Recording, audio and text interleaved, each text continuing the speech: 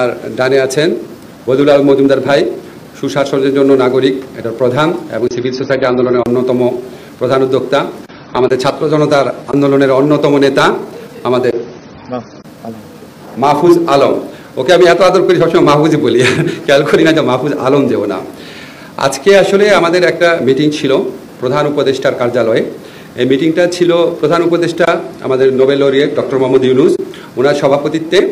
এই আলোচনাকালে আপনারা আমাদের যে 6টি প্রস্তাবিত কমিশন আছে আপনারা জানেন, সংবিধান সংস্কার কমিশন, নির্বাচন সংক্রান্ত কমিশন, পুলিশ প্রশাসন, বিচার প্রশাসন সংস্কার কমিশন, তারপরে হচ্ছে দুর্নীতি দমন কমিশন, জনসংস্কার কমিশন, ওনাদের যে প্রধানরা আছেন ওনাদের নিয়ে একটা মিটিং হয়েছিল এবং ওনাদের প্রধানদের পক্ষ থেকে আমাদের বদিউল আলম মজুমদার ভাই উপস্থিত আছেন। এই আলোচনায় আমাদের উপদেষ্টাদের মধ্যে কয়েকজন ছিলেন, আমি ছিলাম, আদিলুর রহমান খান ছিলেন, ওয়াহিদুদ্দিন মাহমুদ স্যার ছিলেন, আলী ইমাম মজুমদার, রিজওয়ানা হাসান ছিলেন, আমাদের প্রধান উপদেষ্টার বিশেষ সহকারী আমাদের মাহফুজ আলম, ছাত্র জনতা আন্দোলনের অন্যতম নেতা উনি ছিলেন। তো আজকে আমরা মূলত যেটা আলাপ করেছি এটা হচ্ছে প্রথম মিটিং, আমাদের সাথে অনলাইনে আলী রিয়াজ ছিলেন। আমরা প্রধানত আলোচনা করেছি আমাদের সংস্কার ভাবনা নিয়ে এবং সংস্কার যে কমিশনগুলো আছে ওনারা কিভাবে কাজ করতে চায়, কর্মপদ্ধতি কি হবে, মেম্বার বাছাইয়ের প্রক্রিয়া কি হবে, কবে ওনারা রিপোর্ট দিবেন, ওনাদের যে কমিউনিকেশন স্কিলটা সেটা কি হবে, ওনাদের সাথে যে পলিটিক্যাল পার্টি আছে বা পেশাজীবী সংগঠন আছে তাদের এঙ্গেজমেন্টগুলো কীরকম হবে সেসব ব্যাপারে আমরা আলোচনা করেছি। তো আমরা মোটামুটি মোটা দাগে কয়েকটা ঐক্যমত প্রতিষ্ঠিত হয়েছে যে কমিটিগুলো আপনার 1 অক্টোবরের মধ্যে কাজ শুরু করবে এবং আমরা আশা করছি ওনারা 31 ডিসেম্বরের মধ্যে একটা রিপোর্ট আমাদের জমা দিবেন এবং সেই রিপোর্টের ভিত্তিতে নেক্সট ফেজ বা সেকেন্ড ফেজে আমাদের যে প্রধান উপদেষ্টা আছেন ওনার নেতৃত্বে আমাদের যে উপদেষ্টা মণ্ডলী সেটা রাজনৈতিক দলগুলোর সাথে এই সংস্কার ভাবনা নিয়ে আলোচনা শুরু করবে। এরপর আরও ব্রড বেস কনসালটেশন হবে, সবাই মিলে সমস্ত সমাজের সকল স্তরের মানুষের প্রতিনিধিত্ব থাকবে।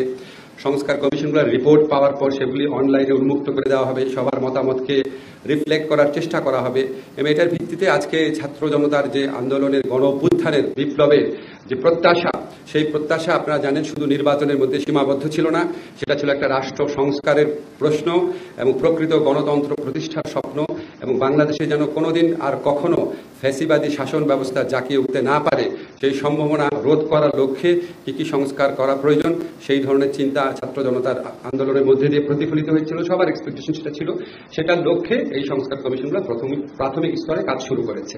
তো আমি একটুখানি মাহফুজকে একটু বলি, মাহফুজ একটু আপনাদের এই সংস্কার কমিশনগুলো গঠন করার পেছনে কি চিন্তাটা কাজ করেছে একটুখানি বলবেন। ধন্যবাদ স্যারকে। আমাদের সংস্কার কমিশনগুলো গঠন করার পিছনে মূলত কাজ হচ্ছে যে আমাদের যে উদ্দেশ্য আছে সেটা হচ্ছে বাংলাদেশের মানুষ দীর্ঘ সময় ধরে ফ্যাসিবাদী শাসনের জানাগলে পৃষ্ঠ ছিল, এখন আসলে একটি গণতান্ত্রিক নির্বাচন প্রক্রিয়ার ভিতর দিয়ে জনগণের সবার অংশগ্রহণের ভিত্তিতে একটি সুষ্ঠু নির্বাচনের বিষয়টি যেমন আছে তেমনই ভাবে এই নির্বাচন অনুষ্ঠানের আগে আসলে জনগণের সবার সমর্থন, গণ অভ্যুত্থানের মধ্য দিয়ে গঠিত সরকারের একটি গুরুত্বপূর্ণ দায়িত্ব আছে, সেটা হচ্ছে যে বাংলাদেশের যে প্রতিষ্ঠানগুলো গত 15 বছর ধ্বংস করে দেওয়া হয়েছে এবং গত 53 বছর অভিজ্ঞতা আমরা দেখেছি যেগুলো আসলে কাজ করতে পারছে না জনগণের স্বার্থে, জনগণের জন্য, সেগুলোকে ঢেলে সাজানো। ফলত প্রাথমিকভাবে এই 6টি সংস্কার কমিশন গঠিত হয়েছে এবং এই 6টি সংস্কার কমিশন আসলে যেই প্রায়োরিটি বেসিসে কাজ করবে, প্রায়োরিটি যেসব আমাদের যে প্রতিষ্ঠানগুলো আছে, দুর্নীতি বলি, জনপ্রশাসন বলি, পুলিশ বলি, বিচার বিভাগ বলি এবং সংবিধান, বিশেষ করে নির্বাচন, ফলত এই জিনিসগুলোকে যদি আমরা গুছিয়ে আনতে পারি এর পরবর্তীতে আরো অনেকগুলো সংস্কার কমিশনের প্রস্তাবনা আমাদের অলরেডি আছে টেবিলে। তো এই সংস্কার কমিশনগুলো আগামী 3 মাসের ভিতরে স্যার যেভাবে বললেন প্রস্তাবনা সংগ্রহ এবং কনসালটেশন ডায়ালগের ভিতর দিয়ে একটা প্রস্তাবনা উপস্থাপন করবেন গভর্নমেন্টের কাছে, সেটার ভিত্তিতে পরবর্তী পদক্ষেপ নেওয়া হবে। এই সময়টা আসলে আমরা জনগণের সাথে সংলাপের ভিত্তিতে, জনগণের বিভিন্ন স্টেক হোল্ডারদের সাথে সংলাপের ভিত্তিতে আসলে আমরা আমাদের এই কমিশনগুলো কাজ করবে এবং কমিশনগুলো এই ক্ষেত্রে যথেষ্ট পরিমাণ স্বাধীন থাকবে, কোন রকম পলিটিক্যাল প্রেশার যেন তাদের উপর না থাকে সেই ক্ষেত্রে আমরা ওইখানে আমাদের আলোচনা হয়েছে এবং তাদের কার্যপরিধির বিষয়টিও আলোচিত হয়েছে ওখানে। ফলত আপনারা এটা খুব শীঘ্রই জানতে পারবেন যে কোন কোন ক্ষেত্রগুলোতে ওনারা কাজ করবেন এবং কারা কারা এই কমিটিগুলোর সদস্য হিসেবে আসবেন। ধন্যবাদ। আমরা একটু বদিউল আলম মজুমদার ভাই থেকে শুনি ওনার অভিজ্ঞতার কথা। ধন্যবাদ। আমার বোধহয় এখানে থাকার কথা নয়, ওনাদেরই সরকারিভাবে এটাকে ব্রিফ করার কথা। এবং আমাকে আমাদের মাননীয় উপদেষ্টা আমার বন্ধু উনি আমন্ত্রণ জানিয়েছেন, তাই আমি এখানে হাজির হয়েছি। এবং আমার ধারণা ছিল না বাংলাদেশে এতগুলো ক্যামেরা আছে, তাই আমি একটু অবাকই হয়েছি।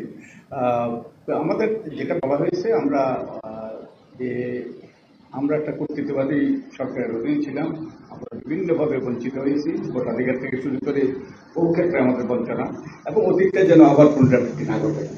এই জন্যই কতগুলো পরিবর্তন আনতে হবে, কতগুলো সংস্কার করতে হবে। তার জন্য 6টি সংস্কারের জন্য কমিশন গঠন করা হয়েছে। ঘটনা এখনো করা হয়নি, 6 জন ব্যক্তির নাম ঘোষণা করা হয়েছে এবং আমি তার মধ্যে একজন। তো আজকে যে আলোচনা হয়েছে মূলত আরো কিছু সুস্পষ্ট ধারণা পাওয়া এই কমিশনগুলোর উদ্দেশ্য এবং এই কমিশনগুলোর কার্যক্রম সম্পর্কে, এবং কাদেরকে নিয়ে করতে হবে, আমাদের কতদিনের মধ্যে রিপোর্ট দিতে হবে, আমাদের রিপোর্টের মধ্যে কি আশা করছেন ওনারা, আমাদের উপদেষ্টা পরিষদ এবং প্রধান উপদেষ্টা যে তিনি ঘোষণা করলেন কি আশা করছেন, এইসব বিষয় নিয়ে আলোচনা হলো। মূলত এগুলো এটা ইনফরমেশন, আমরা কিছু তথ্য জানলাম এই তাদের ধারণা সম্পর্কে, উদ্দেশ্য সম্পর্কে, এবং কিভাবে আমরা কার্যক্রম করবো, সেগুলো কিভাবে জেনে সাজানো হবে, এই বিষয়গুলোই মূলত আলোচনা হয়েছে।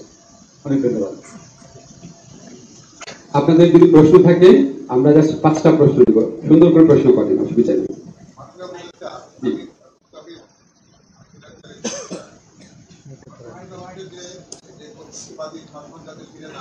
জি, এখানে বড় তথ্য কয়েকদিন ধরে জায়গা আছে, সাবেক প্রধানমন্ত্রী শেখ হাসিনা এখনো বিরত রয়ে গেছে, ওনাকে ফেরানোর ব্যাপারে এখনো পর্যন্ত বাংলাদেশের যোগাযোগ করা হয় না। দ্বিতীয়ত হচ্ছে তাকে ফেরানোর বিষয়ে সেটাও বলা হচ্ছে সরকারের পক্ষ থেকে যে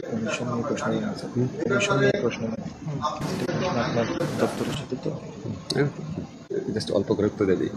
আইনজীবী হিসেবে আপনি যদি বলেন সরকারের পরবর্তী পরিকল্পনা। আপনাকে ধন্যবাদ। আমরা আসলে কমিশন এবং সংস্কার ভাবো না এসব প্রসঙ্গে, মানে যদি প্রশ্ন পাই মোর কমফোর্টেবল হবে, মোর ফোকাসড হবে। তবু আপনি যদি প্রশ্ন করেছেন, আমাদের সাথে ভারতের এক্সট্রাডিশন ট্রিটি আছে। সেই এক্সট্রাডিশন ট্রিটি অনুযায়ী ভারতে যদি কোনো আমাদের কনভিক্টেড মানুষ থাকেন, উনি সাবেক প্রধানমন্ত্রী হন আর যাই হন না কেন, ওনার এক্সট্রাডিশন বা প্রত্যার্পণ আমরা চাইতে পারি। আমরা খুব দ্রুত আইন মন্ত্রণালয়ের মাধ্যমে আপনাদের জানাবো যে আমাদের এই ছাত্র জনতার বিপ্লবকালে যেই গণহত্যা ঘটেছে, যেই মানবতা বিরোধী অপরাধ ঘটেছে, সেটার বিচারের লক্ষ্যে আমরা কিছু পদক্ষেপ ইতিমধ্যে গ্রহণ করেছি, দৃশ্যমান কিছু অগ্রগতি হয়েছে, সেগুলি আপনাদের জানাবো। এখনই জানিয়ে দিচ্ছি, আমাদের ইনভেস্টিগেশন যে টিম আছে সেটা গঠিত হয়ে গেছে, প্রসিকিউশন টিম গঠিত হয়ে গেছে, আদালত পুনর্গঠনের চিন্তা চলছে। অচিরেই আপনারা দেখবেন বিচার শুরু হয়েছে। বিচার শুরু হওয়ার পর ডেফিনেটলি আমরা এক্সট্রাডিশন যাব। আপনারা কি নির্বাচন বা এই সংস্কার এগুলি বিষয়ে যদি প্রশ্ন করেন একটু ভালো হয়। জি,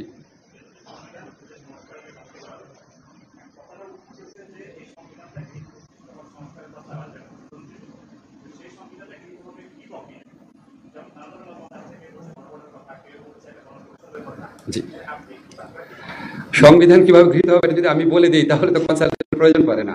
ইনফ্যাক্ট এই কমিশনটা গঠন করা হয়েছে, তারা সকল সম্ভাবনা পর্যালোচনা করে দেখবে। যেমন আপনি বলেছেন কনস্টিটিউয়েন্ট অ্যাসেম্বলি ইলেকশন হতে পারে, কনস্টিটিউয়েন্ট অ্যাসেম্বলি একটা সংবিধান তৈরি করতে পারে, গ্রহণ করতে পারে, আবার রাজনৈতিক দলগুলোর সমঝোতার ভিত্তিতে কোনো সংবিধান প্রণয়নের কাজ চলতে পারে। কি হবে এই ডিসিশন আমরা নিব না, এই ডিসিশন নেবে বাংলাদেশের জনগণ, এবং জনগণের পক্ষ থেকে কাজ করার জন্য এই কমিশন করা হয়েছে।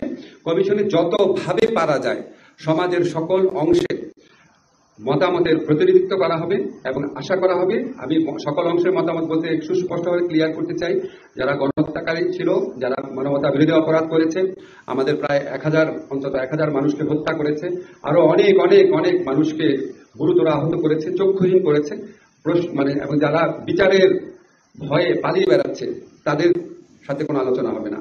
তাদের বাদে সমাজে যত প্রতিনিধিত্বকারী শ্রেণী আছে, রাজনৈতিক দল আছে, তারপর আপনার সামাজিক সংগঠন, পেশাজীবী সংগঠন, ছাত্র সংগঠন, আমাদের এই বিপ্লবী অভ্যুত্থানে যারা ছিলেন, প্রত্যেকটা সেক্টরের সাথে যতভাবে পারা যায় মতামত প্রতিফলিত করা হবে।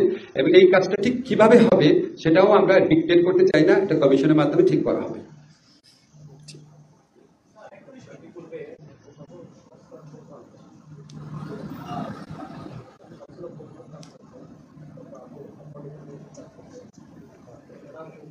জি,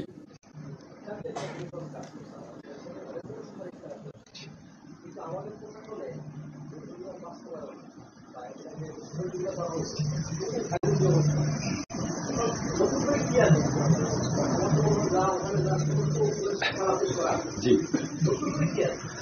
আপনি খুব ভালো প্রশ্ন করেছেন। অনেক ধরনের সংস্কার কমিশন হয়েছে, বিশেষ করে আপনি আকবর আলী খানের রেগুলেটরি কমিশন কথা বলছেন, খুবই থরো কাজ ছিল। এখন আমরা যখন কাজ শুরু করব, আমরা এই কমিশনগুলোর উপর জনগণের মালিকানা প্রতিষ্ঠা করার জন্য জনগণের সকল সেকশনের সাথে আলাপ করব, প্লাস আপনাকে বলেছি রাজনৈতিক দলগুলোর সাথে আলাপ করব। ওই কমিশনগুলো ঠিক ওইভাবে আলাপ করে নাই। আমরা একটা জনগণের মালিকানা প্রতিষ্ঠা করতে চাই, যাতে পরবর্তীকালে সুষ্ঠু নির্বাচনের মাধ্যমে যে সরকার আসবে সেও এটার মধ্যে এক ধরনের মালিকানা অনুভব করে এবং এটা কন্টিনিউ করে। বাস্তবায়ন, আপনি সত্যি খুব ভালো প্রশ্ন করেছেন। বাস্তবায়ন তো অনেক বড় চ্যালেঞ্জ। একটা ডকুমেন্ট প্রডিউস করাচ্ছে, বাস্তবায়ন অনেক বড় চ্যালেঞ্জ। এই চ্যালেঞ্জটা মোকাবেলায় সবাইকে সহযাত্রী করার জন্যই আমরা এই কনসালটেশন প্রসেসটা শুরু করব। এবং আপনাকে আরেকটা কথা বলতে চাই, যে সমস্ত কমিশনের রিপোর্ট আছে সেগুলি অবশ্যই আমরা বিবেচনায় নিব।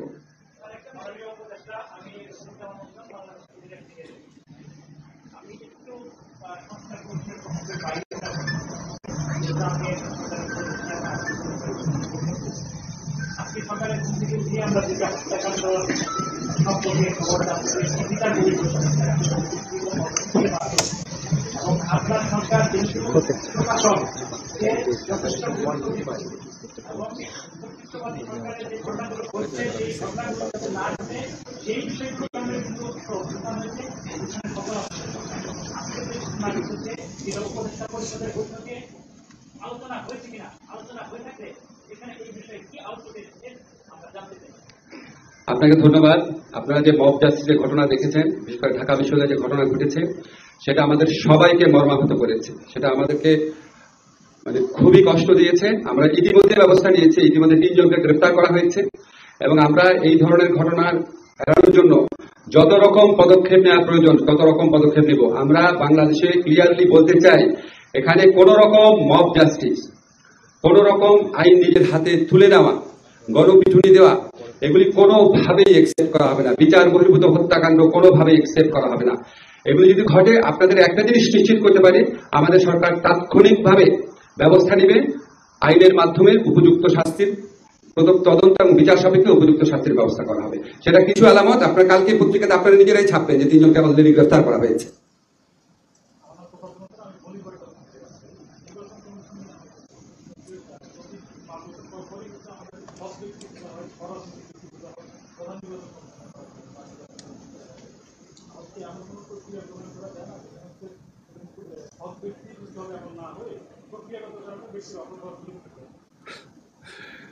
ভালো প্রশ্ন। প্রক্রিয়াগত কারণে প্রক্রিয়া সৃষ্টি করার মাধ্যমে ব্যক্তির দায়বদ্ধতা বৃদ্ধি, স্বচ্ছতা বৃদ্ধি বা আপনার আরো বেশি দায়িত্বশীল করার অনেক স্কোপ আছে। এটা আপনার সাথে আমরা এগ্রি করছি। আমরা ইনফ্যাক্ট সারা জীবন সংস্কার নিয়ে কাজ করেছি। কিছুদিন আগেও আমি সিভিল সোসাইটির অংশ ছিলাম। বদিউল আলম মজুমদার ভাই আছেন, মাহফুজের অনেক চিন্তা ভাবনা আছে, তার বইও আছে, দেখবেন এসব ব্যাপারে। অবশ্যই আমি আপনার সাথে একমত। প্রক্রিয়া অবশ্যই আমরা যতটুকু প্রক্রিয়ার মাধ্যমে নিশ্চিত করা যায় সেটা আমরা করব, বাট এটার সাথে সাথে ব্যক্তিরাও ইম্পর্টেন্ট বলে মনে করি। আজকে আমরা সাংবাদিক সম্মেলন শেষ করি। জি, ক্যাবিনেটে কি আলোচনা হয়েছে এটা আপনারা প্রেস রিলিজের মাধ্যমে পাবেন। আমি এটা এখানে বলতে চাচ্ছি না। বলেন।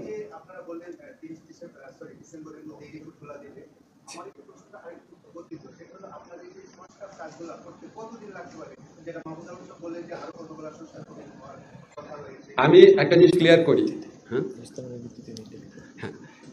ক্লিয়ার করি, আমাদের যে আরো সংস্কার কমিশন, এটা আমাদের যে আরো সংস্কার কমিশন আছে, এই সংস্কার কমিশনগুলো কিন্তু এই সংস্কার কমিশনের রেজাল্টের জন্য ওয়েট করবে না। আপনারা দেখবেন স্যার বিদেশ থেকে আসার পরপরই শিক্ষা, স্বাস্থ্য, তারপর স্থানীয় শাসন, এই সমস্ত বিভিন্ন প্রসঙ্গে আমাদের সংস্কার কমিশন কাজ শুরু করবে। আর সংস্কার কমিশনের প্রস্তাবের ভিত্তিতে কিছু কিছু প্রস্তাব থাকবে আমরা তাৎক্ষণিকভাবে করতে পারবো, কিছু কিছু প্রস্তাব থাকবে মধ্যমেয়াদী, কিছু কিছু থাকবে দীর্ঘমেয়াদী, কিছু কিছু হয়তো প্রস্তাব থাকবে হয়তো যেটা আগামীতে নির্বাচনে বিজয়ী সরকারের জন্য থাকবে। আমরা আসলে প্রস্তাবটা না পাওয়া পর্যন্ত কিছু বুঝতে পারছি না।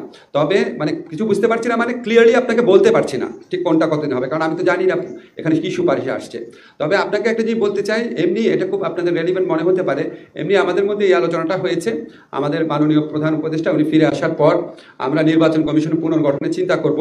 তারপর একটা স্টেজে এরপরে, কারণ আপনারা জানেন নির্বাচন কমিশন ছাড়া আমরা ভোটার তালিকা আপডেট করার কাজ শুরু করতে পারি না, এরপরে ভোটার তালিকা আপডেট করার চিন্তা করব।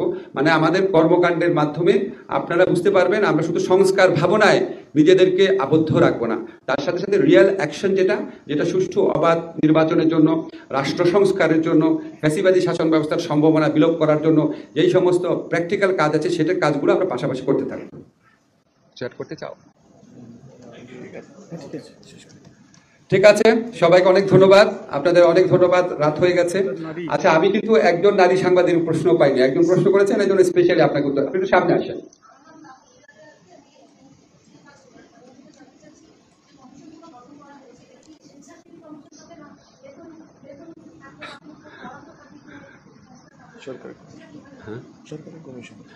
এগুলি তো সরকারের কমিশন, এটাতে আপনার বরাদ্দ কি থাকবে বা স্ট্যাটাস কি থাকবে সেগুলি আমরা আলোচনা করে ঠিক করব। আমাদের মূল ফোকাসটা হচ্ছে কাজ করা। এখানে আপনার এমন ব্যক্তিরা আছেন যে ওনাদের কাছে এটা খুব বেশি ইম্পর্টেন্ট না যে ওনারা পারিশ্রমিক পাবেন নাকি স্ট্যাটাস কি হবে। বদিউল আলম মজুমদার যদি একটু অ্যাড করেন। আমার সাথে যেই কথা হয়েছে এটা হবে সম্পূর্ণ অবৈতনিক, এবং তা না হলে হয়তো আমি এটা গ্রহণ করতাম না। এটা ইটস এ পাবলিক সার্ভিস। আমার পক্ষ থেকে আমি এই যে সকল ঘটনাগুলো ঘটেছে এর যেন পুনরাবৃত্তি না ঘটে এবং দেশকে যাতে সামনের দিকে এগিয়ে যায় এবং আমাদের সকলের দায়িত্ব আছে, সেই দায়িত্ব পালনের লক্ষ্যেই আমি এটা করবো। তো কোনো রকম বেতন ভাতা, কোনো রকম সুযোগ সুবিধা পরিশ্রম করবো না, এবং আমার কাছে স্পষ্ট করা হয়েছে এটা অবৈতনিক হবে। যাই হোক, এটা আমাদের আজকে সাংবাদিক সম্মেলন শেষ করছি। আপনাদের সবাইকে শুভরাত্রি, সবাই ভালো থাকবেন। ধন্যবাদ সবাইকে।